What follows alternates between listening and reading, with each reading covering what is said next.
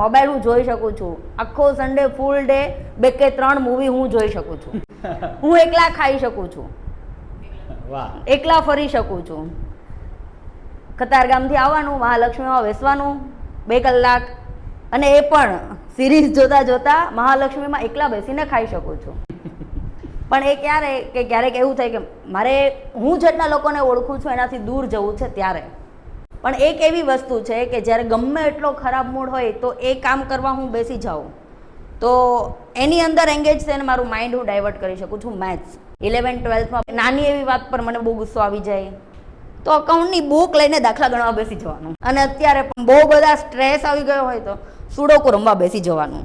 Mind મેથ્સમાં divert કરું તો મને મજા આવે છે. Well done. જો આમની વાતથી પણ શીખવા જેવું છે અને વાત કરવાની ઢબથી પણ શીખવા જેવું છે.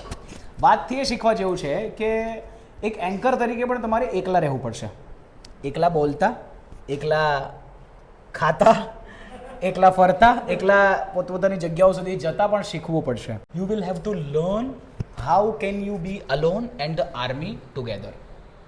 તમારી જ અંદર એટલા મનુષ્યો ભેગા કરો કે તમારે કોઈ બીજાની જરૂરત પણ ના પડે જ્યારે તમે એકલા હોવ. પણ એનો અર્થ એ પણ નથી કે એટલા ભેગા કરી નાખો કે તમારે બીજાની જરૂરત જ ના પડે. કોઈનું ના હોવું ને એકલા જીવી જાણવું એ મજાની વાત છે, પણ કોઈનું ના હોવું ને એ જ ફાવતું થવું એ મજાની વાત નથી.